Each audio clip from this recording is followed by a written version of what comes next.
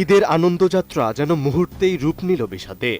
রাজবাড়ী থেকে ঢাকাগামী সৌহার্দ্য পরিবহনের একটি বাস ফেরিতে উঠতে গিয়ে পদ্মা নদীতে ডুবে গেছে বুধবার বিকেলে।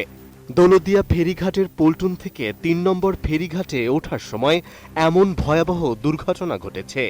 এমন তথ্য গণমাধ্যমকে নিশ্চিত করেছে বিআইডব্লিউটিসি দৌলতদিয়া ঘাট শাখার ব্যবস্থাপক মোহাম্মদ সালাউদ্দিন।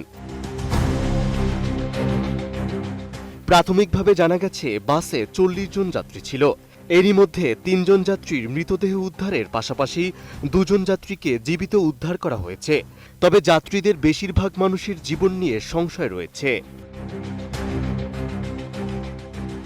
এই ঘটনায় স্থানীয়রা জানিয়েছে প্রায় ৪০ ফুট গভীরে এই বাসটি তলিয়ে গিয়েছে। এরই মধ্যে বাসটি উদ্ধারের তৎপরতা শুরু হয়েছে।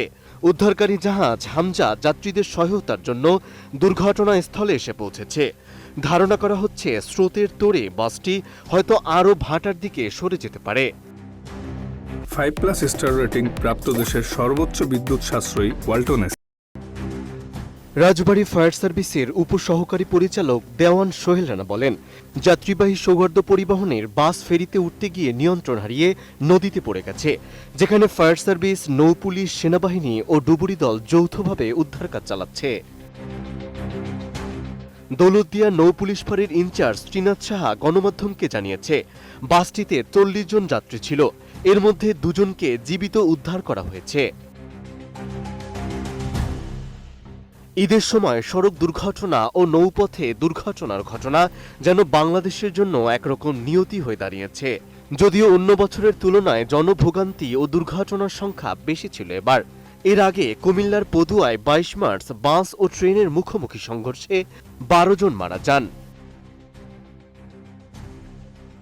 মেহেদী হাসান, এটিএন নিউজ। ঘাটে ফেরিতে ওঠার সময় পদ্মায় ডুবে গেছে যাত্রীবাহী একটি বাস। এই ঘটনায় এখন পর্যন্ত ২ জনের মরদেহ উদ্ধার করেছে ডুবুরি দল। বেশ কয়েকজন সাঁতরে তীরে উঠলেও নিখোঁজ রয়েছেন অনেকেই। ঘটনাস্থলে উদ্ধার কাজ করছে জাহাজ হামজা। বাসটিতে অন্তত ৪০ জন যাত্রী ছিলেন বলে জানিয়েছেন প্রত্যক্ষদর্শীরা।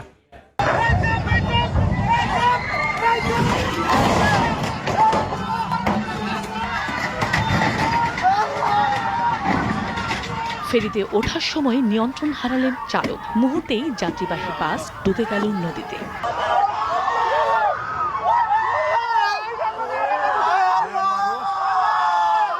বাস থেকে বেরিয়ে সাঁতরে প্রাণী রক্ষা পেয়েছেন কয়েকজন যাত্রী। হতাহতের শঙ্কা অনেকেরই।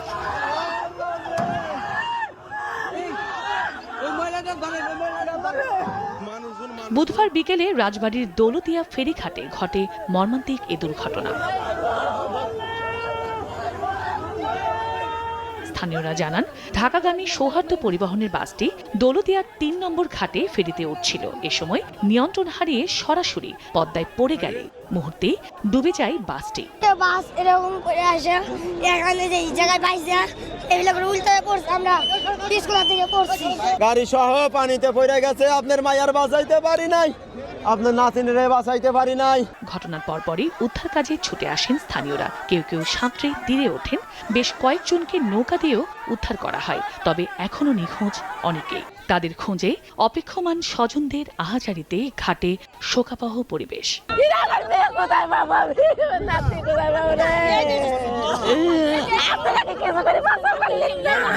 বাগনে বেরিয়ে আসতে পারতে বোন বাজাইতে পারে নাই। আমি বাসায় ছিলাম, আমার এখান থেকে ফোন দিছিল।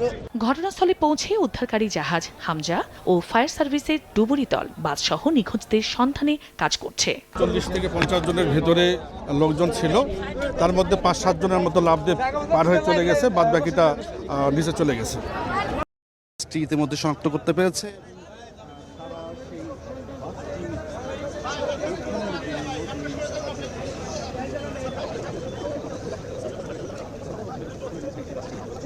ক্রেনটি ব্যবহার করা হয়ে থাকে, সেই ক্রেনটি কিন্তু কাজ শুরু করবে।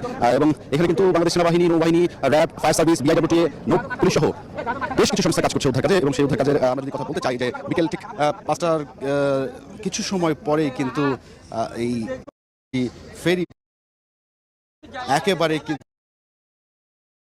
ছিল সেই যাওয়ার পথে এই দুর্ঘটনাটি ঘটে। তার পরবর্তীতে সন্ধ্যা কিছু সময় পরে বৈরী আবহাওয়া অর্থাৎ ঢাকা সহ বিভিন্ন জায়গায় কিন্তু বৃষ্টির কারণে কিন্তু কিছুটা উদ্ধার কাজে ব্যাহত হয়। তারপরেও আবার বৃষ্টি থেমে গেলে আবার উদ্ধার কাজ চলছে। এই মুহূর্তে বিভিন্ন আইন শৃঙ্খলা বাহিনীর সদস্যরা সহ অন্যান্য উদ্ধারকর্মীরাও কিন্তু এখানে যুক্ত আছে, বিশেষ করে বিআইডব্লিউটি এর সদস্যরা, নৌ পুলিশ, কোস্টগার্ড, সেনাবাহিনী, ফায়ার সার্ভিস সকল সংস্থায় কিন্তু সেই উদ্ধার কাজে যোগ দিয়েছেন। এবং এখানে যারা উদ্ধারের জন্য আসলে আমরা দেখতে পাচ্ছি দুটি অ্যাম্বুলেন্স, দুটি নয় মোটামুটি 3টি এখন পর্যন্ত অ্যাম্বুলেন্স রেডি রাখা হয়েছে।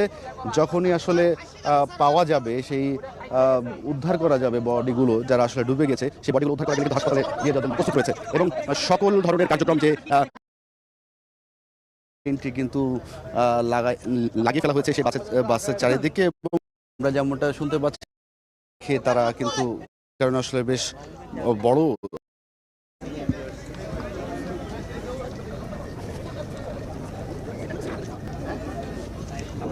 আমরা দেখতে পাচ্ছি যে ইতিমধ্যে কিন্তু এই দুর্ঘটনাস্থলে কিন্তু সেই স্পিড বোটে করে বিআইডব্লিউটির যে স্পিড বোটটি রয়েছে নৌবাহিনী নৌ পরিবহনের সেই স্পিড বোটে করে কিন্তু নৌ পরিবহন মন্ত্রী কিন্তু ঘটনাস্থলে এসেছেন পরিদর্শনে। আমরা দেখছি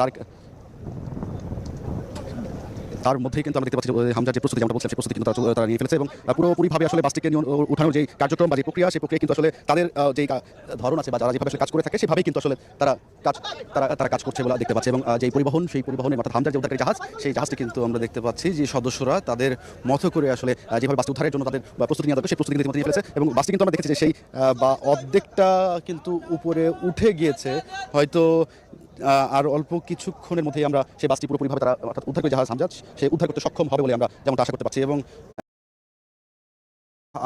উদ্ধারটি ধরে তাদের যেভাবে ওঠানোর যে কার্যক্রম, সেই কার্যক্রমটি কিন্তু হচ্ছে বা করা হচ্ছে আমরা এই মুহূর্তে দেখতে পাচ্ছি। আমরা একটু যদি শুরুর দিকের কথা বলতে চাই যে 40 থেকে 45 জন যাত্রী নিয়ে কিন্তু সেই বাসটি রওনা দিয়েছে ঢাকার উদ্দেশ্যে ফরিদপুর থেকে। এবং সেই ফরিদপুরগামী তারা সহ সেই কার্যক্রমটি কিন্তু যে বাসটি সচিবও কিন্তু ইতিমধ্যে কিন্তু এখানে এসেছেন।